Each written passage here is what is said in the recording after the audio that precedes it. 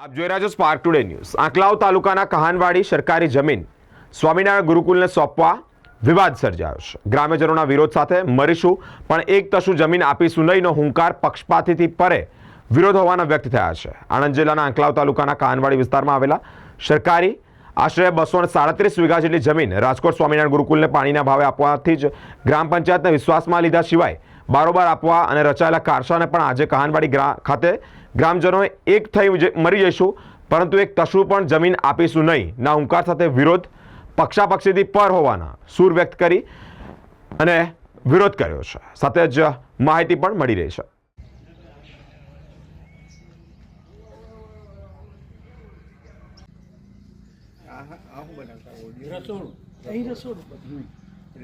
રસોડું બને અંદર રસોડું મૂકવાનું અમારે કોઈ એમને નાતો જ નહીં। આ વાસત છે એટલે અમારે પાછું એમની જોડે બકાભાઈ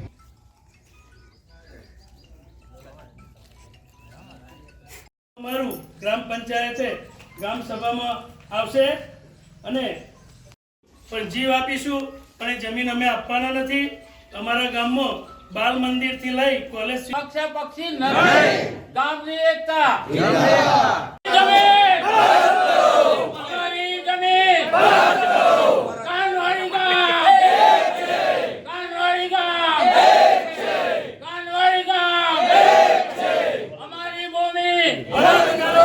ચિંતન પડિયાર આજની પ્રેસ કોન્ફરન્સ એ માટે રાખવામાં આવી છે કે એક રાજકોટ ગુરુકુળ છે એને અમારા ગામની સંપૂર્ણ જમીન 238 વીઘા જે જમીન છે એ સંપૂર્ણ જમીન શૈક્ષણિક હેતુ માટે સંપાદિત કરવામાં આવી છે। એને જમીન સિવાય અમારા ગામ જોડે કોઈ બીજો વિકલ્પ નથી। આ ગામ એક ડુબાણમાં આવતું ગામ છે અને રેડ એલર્ટમાં છે, એ બી સરકારી ચોપડે નોંધાયેલું છે। એ જ્યારે ચોમાસામાં પૂર આવે ત્યારે આ એક જ સ્થળ એવું છે ઊંચાણવાળું કે ત્યાં આગળ અમે સ્થળાંતર કરી શકીએ છીએ।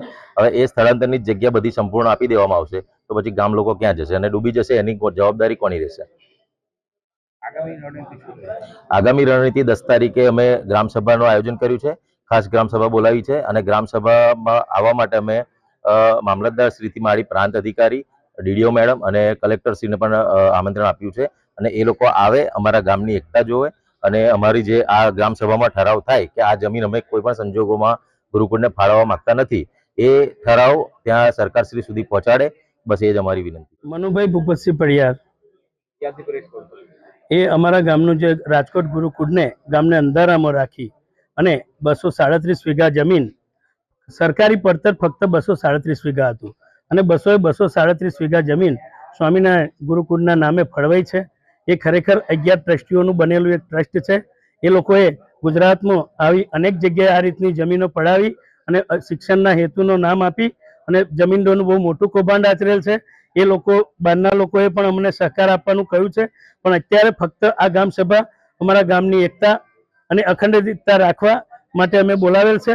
હવે પછીનું અમારું આંદોલન આક્રમક રહેશે, એને અમે તાલુકા કક્ષાએ લઈશું, જિલ્લા કક્ષા સુધી કરીશું, રાજ્ય કક્ષાએ લઈશું અને ગાંધી ચિંધ્યા ઉપવાસ પર બેસવાની ફરજ પડશે તો પણ બેસીશું અને અમારા ચરાની અંદર કોઈ પણ સરકારી કાર્યવાહી અમે નહીં કરવા દઈએ એની અમે તમને જાહેરમાં ખાતરી આપીએ છીએ।